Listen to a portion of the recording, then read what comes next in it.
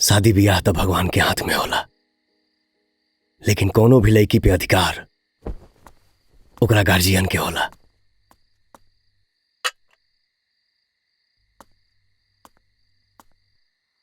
गलती से राउर बेटी हमसे प्यार करेली, ये हमार खुशकिस्मती बा,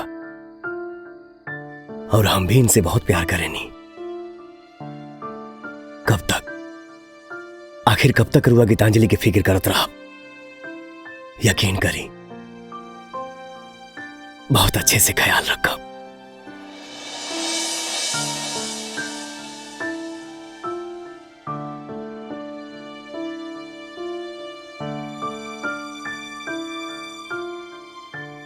इतना देर से हम ही बकत हनी, आप सब भी कुछ बोली, कहें कि माता पिता के आशीर्वाद के बगैर ये शादी संभव नहीं के, ये शादी संभव नहीं के।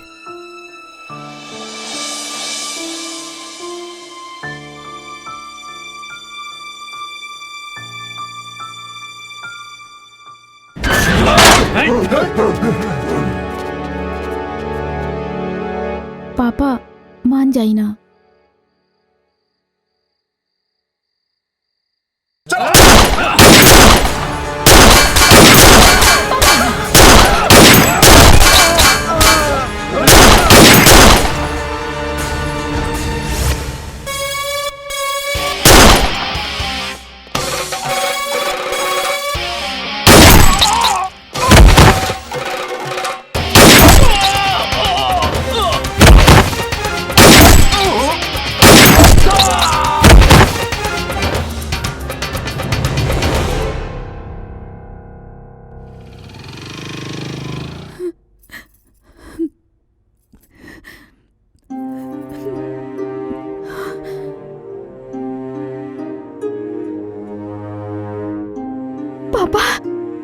बेटी, तू हमरा जिंदा देखल चाहता हूँ? हाँ पापा, पापा बस रउआ एक बार ठीक हो जाई, बस हमके कुछ ना चाहिए। तो तहरा के एगो वादा करे के पड़ी। वादा? कैसन वादा पापा? हम तोहरा खातिर जकरा के चुनब ओकरा से तोहरा ब्याह करे के पड़ी। पापा? बोला बेटा। माँ? बोला करबो कि ना बेटा?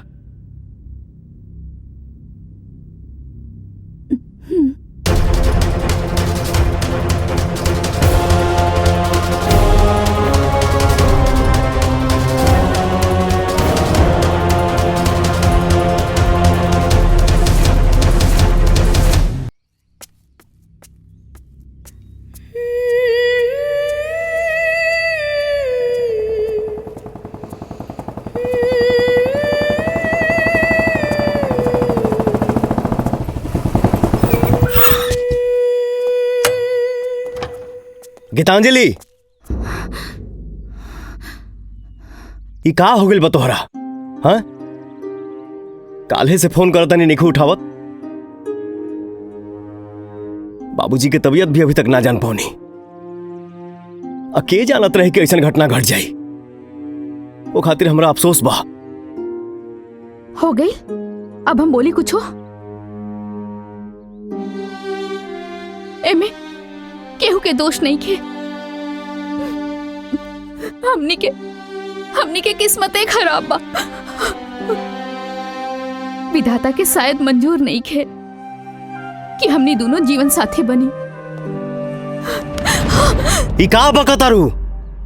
सच राजा, अगर हम तोहरा से ब्याह कैनी तो हमार बाबूजी मर जाइए, बाबूजी मर जाइए। हम बाबूजी से वादा कैले बानी कि वो जवन लड़का जैसे लड़का हमरा खातिर देखिए हम ओकरा के स्वीकार करब।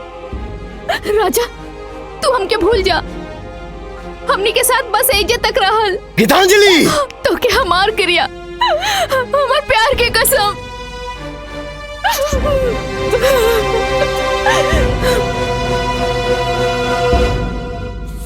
लड्डू जी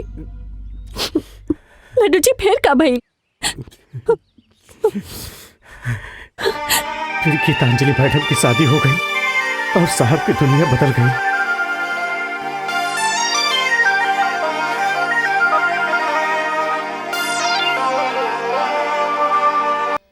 हाँ डॉक्टर साहब बताएं, क्या कहा था नहीं? जी आपका रिपोर्ट मैंने देखा, आपके वीर में दोष है, आप कभी बाप नहीं बन सकते हैं। I am so sorry. क्या कहा था नहीं? अरे डॉक्टर साहब, हम ऑलरेडी को बच्ची के बाप बानी। दूसरका में लेट होत रहे, यही तरह के दिखावे आ गए नहीं। अब देखी कि और की रिपोर्ट देखा तो कब? जी नहीं, ऐसा नहीं हो सकता। मैंने आप ही का रिपोर्ट देखा है। मेरे हिसाब से आप 1 नहीं 2 नहीं 100 बार भी चेकअप कराएंगे तो आपको रिपोर्ट में यही मिलेगा कि आप बाप नहीं बन सकते। आप कंफर्म हैं कि हम बाप ना बन सकीले? आप कंफर्म हैं? 100% sir. Okay doctor, thank you. You welcome.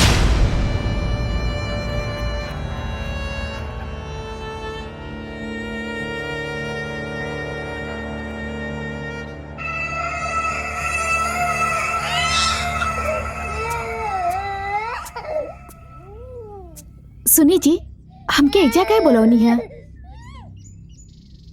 एगो बात पूछे के रहे। पूछी?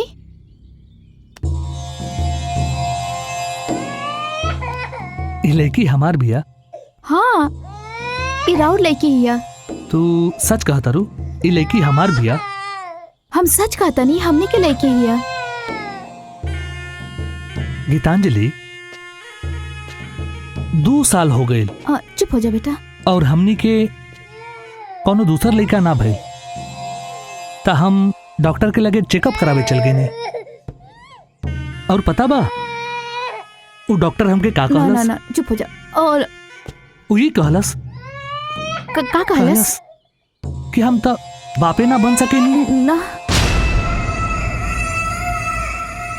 ये लड़की हमरे भी है ना? हाँ, ई राउर बेटी हिया, हमनी के अंजलि। 2 साल हो गए, 2 साल हम एगो नाजायज के आपन लड़की समझ के ना बेटा चुप हो जा। पालत रहनी। चुप हो जा। और ये तोहरे कोख से पैदा भइल बिया ना? अरे जब हम ना। बापे ना बन सकेले ते लड़की हमार कैसे हो सकेले? बतावा ना। ए जी, ये अपन खून हिया, अपन अंजलि। अरे ये हमार लड़की है ना? हाँ हमार है ना? हाँ हमार है अंजलि। ये लड़की हमार है ना? हाँ ता हम एकरा साथे कुछो कर सकीले, है ना? मतलब? है ना?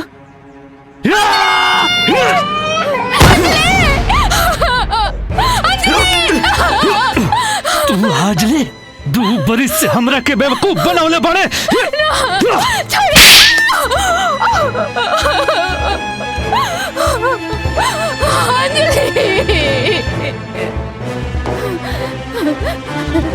राजा,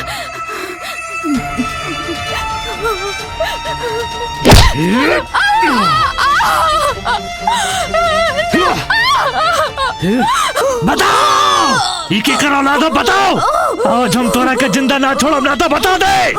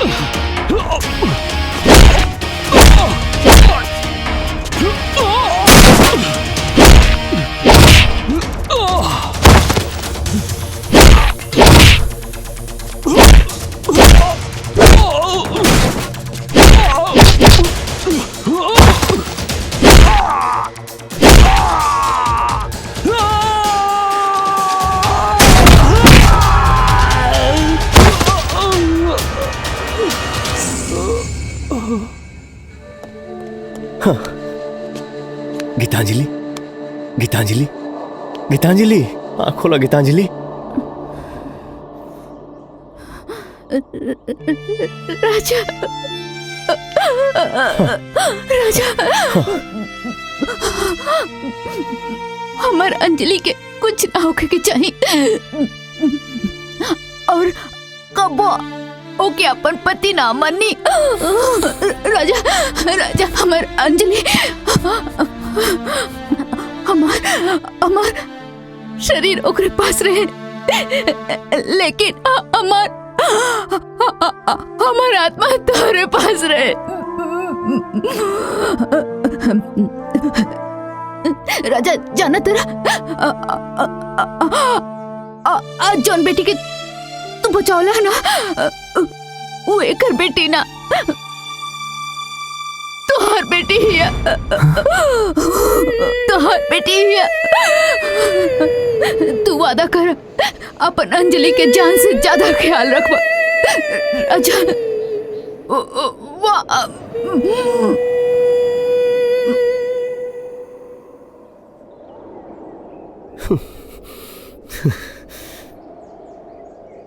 गीतांजलि, ए,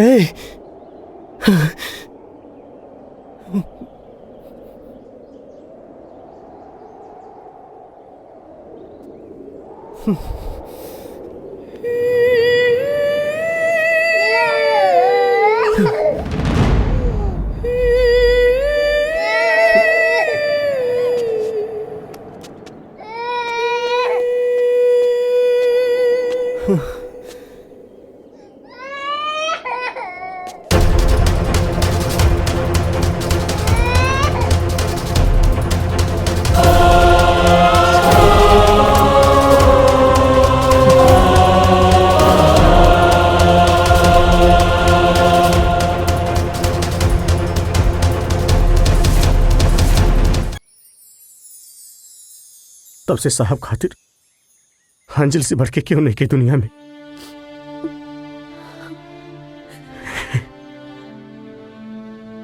दो मिनट खातिर अगर अंजलि इन्हें उन्हें चल जाली ना तो समझे साहब के प्राण निकल जाला।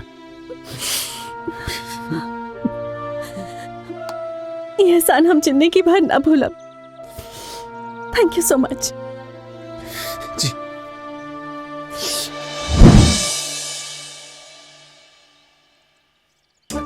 अरे बेटा अंजलि सुनो तो, तुम मैं नहीं जाऊंगी। तुम्हारा सारा सामान पैक कर दिया हूँ। अरे कुछ समझा तो करो। अरे बेटा तुम्हारे पापा नाराज हो जाएंगे। अरे तुम समझो ना मेरी रानी बिटिया। नहीं जाऊंगी। अरे बेटा तुम समझो तो। बेटा बेटा लेट हो जाएगा, समझा करो। तुम बहुत डांटी जाओगी बेटा। मैं नहीं जाऊंगी। अरे क्यों नहीं जाओगी? नहीं जाऊंगी। नहीं जाऊंगी? क्यों नहीं जाओगी? मुझे अपना फेवरेट चीज चाहिए।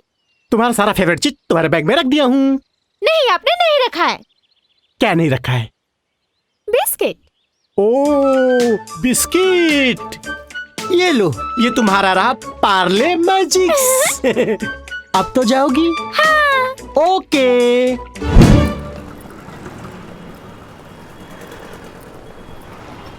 जाओ। बाय बाय बेटा। Bye bye Laddu uncle.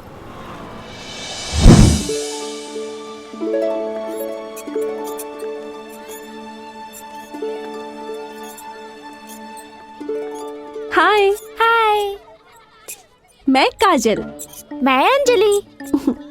मुझसे दोस्ती करोगी? पापा कहते हैं किसी अजनबी से दोस्ती नहीं करनी चाहिए। अरे सुनो तो, दोस्ती ना सही, लेकिन ये पार्ले मैजिक्स तो ले सकती हो। पता है, पार्ले मैजिक्स का स्वाद तो मैजिक है, और ये पार्ले मैजिक्स 6 विभिन्न स्वादों में मिलता है। हाँ। मेरे पास भी पार्ले मैजिक्स है। अरे वाह। लेकिन पापा कहते हैं कोई अजनबी कुछ दे तो उसे लेना नहीं चाहिए।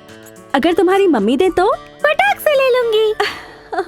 लेकिन मेरी मम्मी तो भगवान के पास है। बेटा, मैं तुम्हारी मम्मी जैसी ही हूँ। ये मम्मी जैसा क्या होता है? मुझे पूरी मम्मी चाहिए। अच्छा। हाँ।